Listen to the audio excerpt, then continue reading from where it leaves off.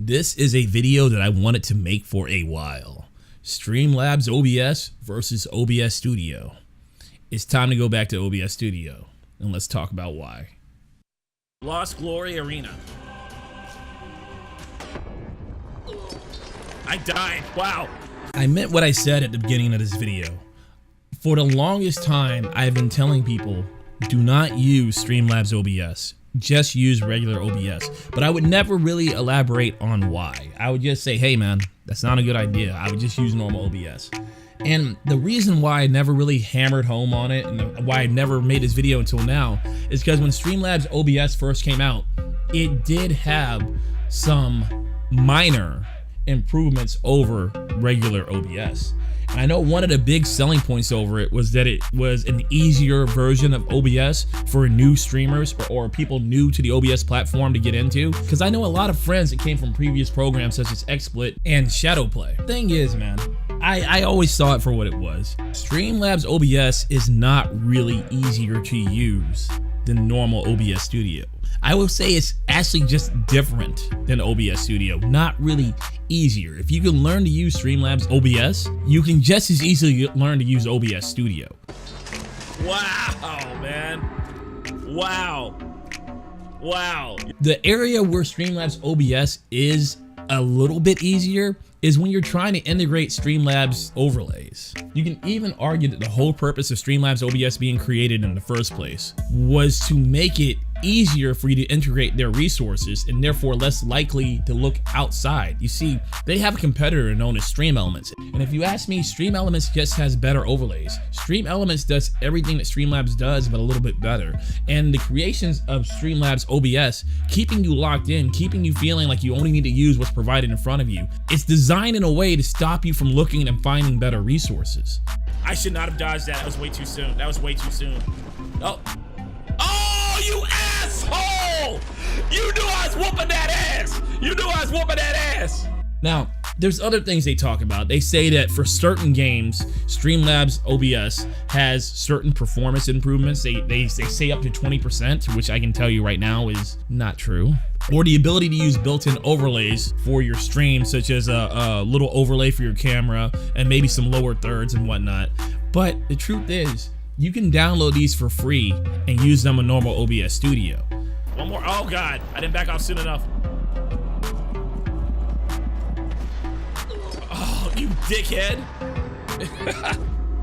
Okay, so let me get to the point. So far I haven't really explained to you guys why you should stick on OBS Studio instead of using Streamlabs OBS. And I guess that's the part that I need to talk about to you guys. For starters, let's talk about why we're going over this right now. You see, OBS Studio just dropped OBS Studio version 23, and it has some insane improvements, crazy improvements. They even teamed up with NVIDIA to revamp the NVENC coder, or the NVENC coder was revamped and OBS Studio implemented it inside of their program. And let me tell you, if you really want performance improvements to both your CPU and GPU when using the NVENC codec, OBS Studio 23 has it, whereas Streamlabs OBS doesn't. So let's explain why that is. What is Streamlabs OBS? Streamlabs OBS is a fork of OBS Studio. And for those of you not familiar with these programming terms, a fork is when you have a program. You have OBS Studio. It's when the code for OBS Studio is copied, right? So you have the original OBS Studio, then they create a copy of the OBS Studio, and then they make changes to the code to add in their own elements, to add their own twist to it.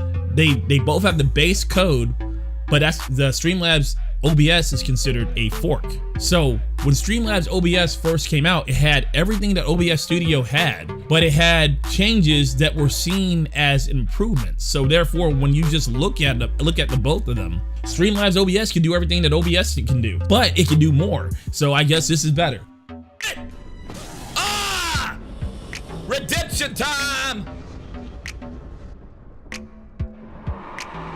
But here's the problem with forks. Streamlabs OBS has changes that are made to it, and every time it updates, it continues to change in a different way from the original OBS. Eventually, the changes are going to be so big that when OBS does changes like they did in OBS 23, Streamlabs OBS cannot just grab the original code. They can't just grab the code for OBS 23 and just combine it with the code they already have because of all the different changes they've already made to the base code there's chances are there's going to be conflicts and there's going to be bugs, and it's usually going to take a while. Now, I have no doubt in my mind that Streamlabs OBS will eventually find a way to integrate the changes made in OBS 23 and put them into Streamlabs OBS. But here lies the problem with that. The more they vary, the more Streamlabs OBS goes its own direction, the harder and longer it's going to be for Streamlabs OBS to make those changes, to grab code from the core base. When we get to around the point where we have OBS 24, 25, 26, 27, I expect around that time it's gonna be damn near impossible, or it's gonna take forever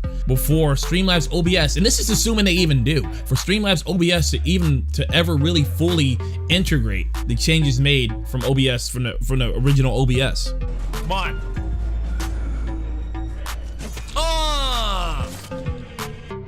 So this is why I've been telling people, do not use Streamlabs OBS, just use Streamlabs, because what's going to happen? Eventually, OBS Studio is going to get a big change, a big update. It's going to have something that you want. In fact, I think it already does. The NVIDIA improvements are insane, man. They are insane. If your computer is slow, if your computer is having trouble running certain games, if you just barely don't have enough CPU usage to where you can stream certain games, odds are you'll be able to do it, or you'll have a better chance of doing it with OBS 23. But assuming that right now that's not a big issue for you, somewhere down the line, the original OBS will have a change that you're going to want. It will have something that you're going to need, and you're going to be forced to switch anyway. You're going to be forced to redo all your hotkeys, to redo all your layouts. You're going to be forced to get used to the way it's set up. You're going to be forced to do it anyway. Why not just go ahead and bite the bullet and do it now? Because I can tell you, man, it is not that hard to use OBS Studio in comparison to Streamlabs OBS. Like I said, they're more different. It's not that Streamlabs OBS is easier. It is just different, and it's starting to be different and worse. I actually expect OBS 24 to be out before Streamlabs OBS fully gets the improvements, and this is assuming they do, because they might not get these improvements. All right, remember when I said this was easy? This isn't easy. It was easier when I didn't know what the hell I was doing.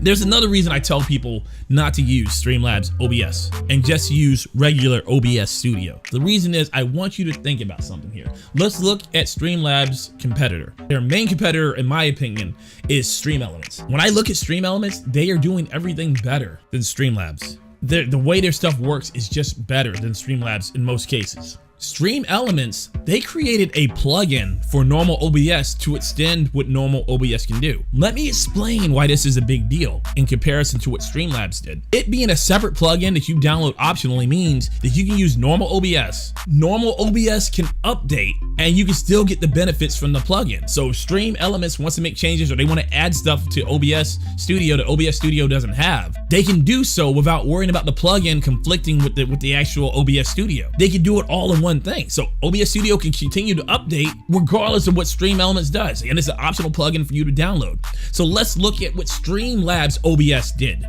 They, instead of creating a plugin like Stream Elements did, they decided to fork it completely.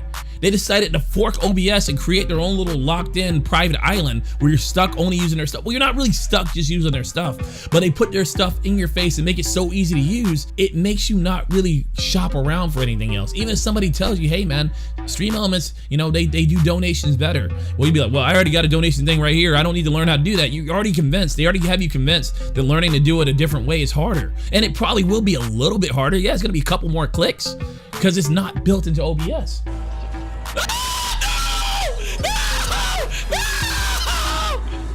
What I'm getting at is, man, Stream Elements, they created something that is just an add-on that you can just optionally add on to normal OBS, and it doesn't conflict, and they're spending their time creating better applications. Where when I look at Streamlabs spent their time reinventing the wheel, making changes that they know in the long run are going to be inefficient compared to the main thing people were using, and they're doing all this to try to keep you locked into their ecosystem.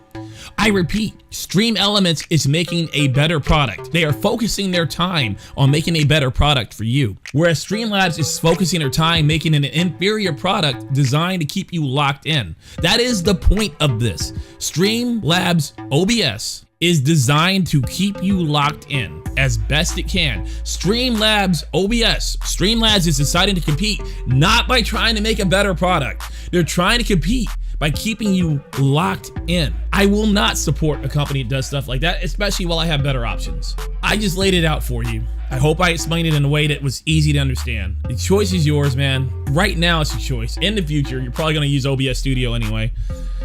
Why not make the switch now? I'm your boy Twiz. Don't forget to like, comment, follow, and subscribe. And as always, thank you so much for supporting my channel. Laters, y'all. And I want to add on one more thing. I know some people have learned about Streamlabs OBS from some big YouTubers, some big Twitch streamers, or some big internet personalities in general, and that is who advised you and talked really good about Streamlabs OBS. I want to point something out. Streamlabs OBS was paying content creators. They were paying streamers. They were paying YouTubers to convert people over to Streamlabs OBS. They had a little link. Anytime you click their link and downloaded Streamlabs OBS, they were getting paid for your clicks. So these people, these knowledgeable people that were talking good about Streamlabs OBS, there's only two things I can say. Either they're not that knowledgeable or they were just being shady and they just wanted your money. And look, I'm not mad at nobody for getting money. Get your paper how you get your paper, man. But if they were doing nothing but talking good about it without voicing the concerns that I just brought up, without voicing what's basically the reality of what's happening, and they didn't point out that maybe in the future it won't be able to keep up with the updates of the original OBS, I probably wouldn't listen to them anymore because they're just using you to make money. They don't really care about giving you a better experience. They just want your clicks, man. Keep that in mind. Laters, y'all. That's all you got? Oh shit, that's what I get for talking shit to this motherfucker.